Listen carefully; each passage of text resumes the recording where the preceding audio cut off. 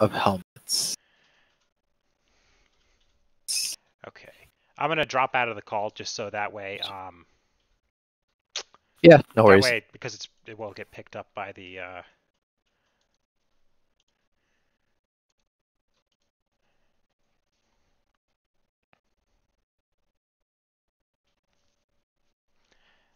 All right, so here we have the round 2 match between SAS and Reapout for KOTE6. We've got Nathan, or Coraythan, from Team SAS playing Mass Mutation, and we have Kevin from Reapout playing, or Gorlami is his handle, playing AOA. Let's look at the deck list and see what we got going on. We'll start with Kevin's list. We got Mooney, the banker of Working A. This is 3 Archimedes Dysania. You got Smite, Abad the Grim, Grey Rider, a bunch of good stuff like that. I believe that he ended up choosing this deck because Dysania is going to be pretty good against all 3 of the sets that are represented in this metagame. Dysania is good against different Martian Generosity or Briggs decks. It's great against like Eat-Eye shenanigans. There's a lot of archiving in Mass Mutations as well, just in general from a lot of different stuff. So we figured that's probably a pretty good card. Other than that, the deck's got a good amount of ways to control Amber, especially for AOA. That's important to look for. A lot of AOA decks tend to lack that, and it's got a good amount of fighting and board control stuff. Archimedes, 3 of them that can cause a lot of recursion. It's pretty good. Biggest board, the boss of helmets. 2 Relentless Creepers is pretty sweet. I can't see the upgrades on here, so let me see if I can go up to here and see what's upgraded. So neither of the Relentless Creepers are enhanced, I mean to say. So that would be pretty sweet if you got a couple on there. Let's see. Just looks like a lot of good cards. We got Bo Nithing and Rad Penny. Is there the safe house? No safe house, so that's good for Kevin. 2 Ensign El Samaras. So those wherever those pips fell, that'll be potentially quite good. All right. So in play, we have Scout Pete and Explo Rover on Nathan's side. Scout Pete's pretty good. Explo Rover, less so. But I still think he's a little bit up on board just because Scout Pete's got a better ability than either of the 2 Logos guys that Kevin's got out there. That said, they do have good destroyed effects. So they can create an advantage over time with the Smoko and Hexbian. Going Logos here makes a lot of sense, just because you're in a 2-2-2, may as well use the one that you have in play, and the cards in your hand are not really going to get particularly great value in the current board, or at least you're not going to miss out on any by skipping it. And there we go, drawn into 2 Sanctum cards, so it'll make Sanctum better next turn. The Gateway in Nathan's hand is looking kind of bad here because of the Archimedes. That said, he can stack things in a way that the Smoko won't get its trigger, but everything else will. So basically it would only kill the Archimedes. Everything else would go to the archive, plus the top card of Kevin's deck. Makes me wonder if he's going to play it or not. The Amber and the Capture on Gateway is kind of... I mean, the Amber's fine, but the Capture's a little awkward.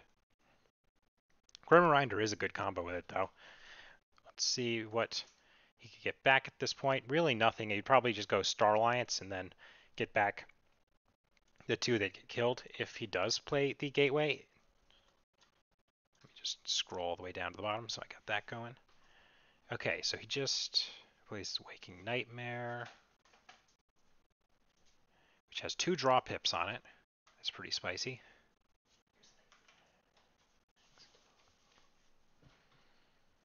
I can tell Nathan's on the fence about this gateway here.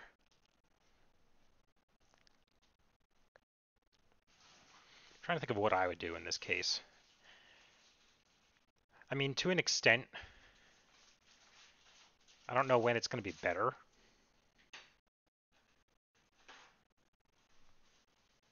Yeah. Yeah, okay, Nathan agrees. Capture onto the Relentless Creeper.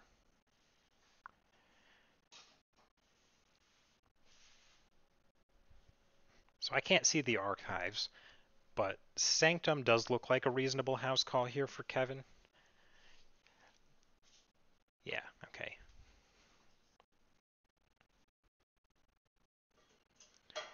Because you can play a bod, and then what is Golden Aura lets you prevent the damage that is dealt to it, so it could... Oh, it also fully heals it, so I mean the order doesn't really matter. Oh, and if he gets rid of... let's see, so...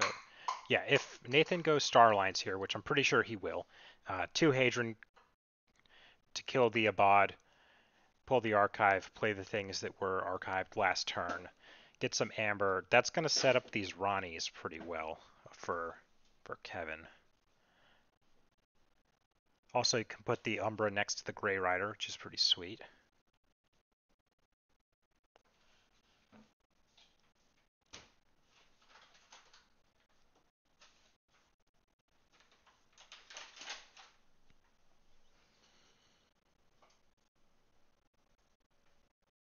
Discarding, yeah, it makes sense to discard a Bone Nithing. Not good on the at this stage of the game. No keys yet. Much better late game. I think I do like Bone Nithing more than I like Urchin. All the different Urchins are, obviously different power levels, but I think sadly Urchin is the weakest Urchin.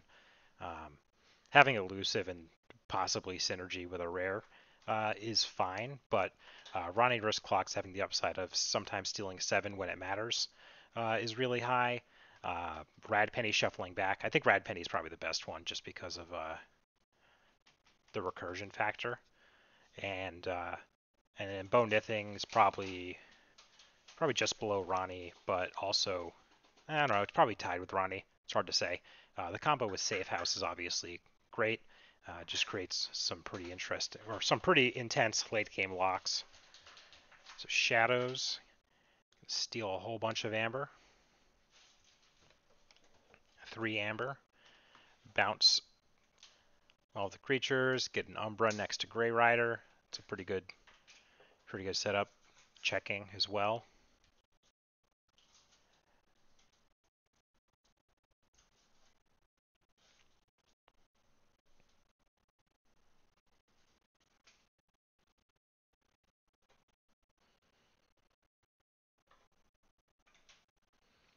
It looks like based on, I think I was looking at the list when the master plan was played, so I'm not 100% sure what is under the master plan. But depending on what's under there, it does look like this check that Kevin's putting together will stick. How did...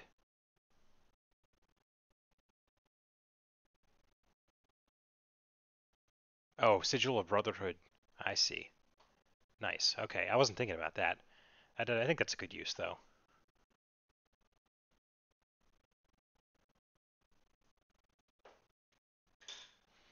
Holding the money, trying to get more value just because Nathan is at 5. So it's an interesting line. I actually kind of like it.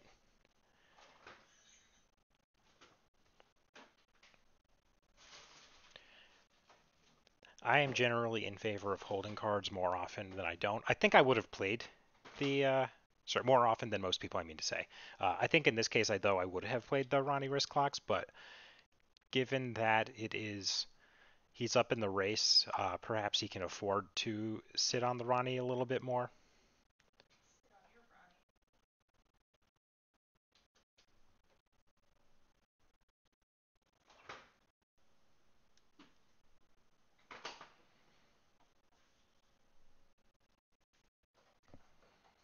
Soul Keeper. Okay. Yeah, so holding the Ronnie paid off here, given that he can go Shadows again, play the Ronnie, fight with Umbra, Reap. He might even, so he can steal, what, 3, and then get 4. If he kills that, he goes to check again. That's pretty nice. Yeah, and then he gets to choose what the Soul Keeper kills, probably a Ronnie. This is not his deck with 4 Exhumes. I think he was on the fence about playing this or his deck with 4 Exhumes. Both are close, but I think the Dysania is what was the tiebreaker here.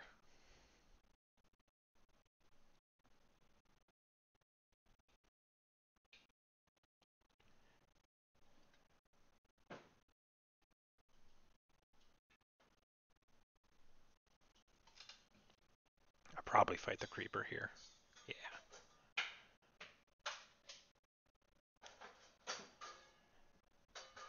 This is, yeah, because now he's just so far ahead in the race. And looking at Nathan's hand, this key is also going to stick.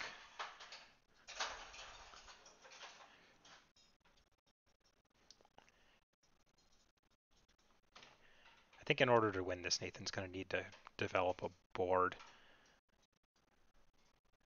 Generally speaking, mass mutation decks need to establish themselves before they can gain big advantages. There are some exceptions to that, but once they have their board established, a lot of times it's very hard to beat them. But if you're just going from hand, obviously KOTE is the best set for that. But some AOA decks fit into there as well. This one seems to be like that as well. A lot of play effects. Oh, and there's still these 7 cards in the archive.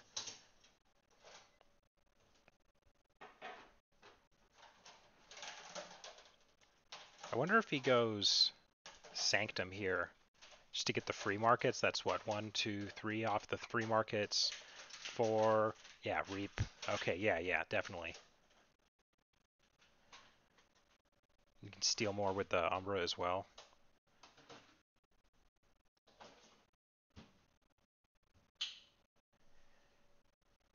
Do any of these have elusive? The Ensign has elusive, which gives a free fight with the Grey Rider off the Smite, because he can use that to end up fighting with the Umbra twice.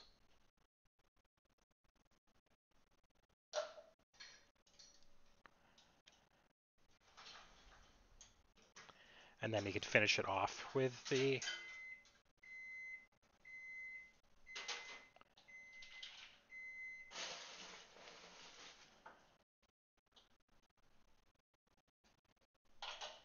Why did this take damage? Oh, I see. Okay.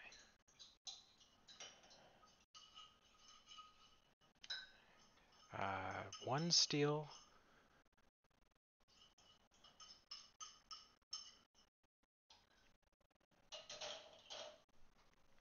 It's turn 7. It's really fast. I can see why he wanted to play Mooney. She seems to be very proactive.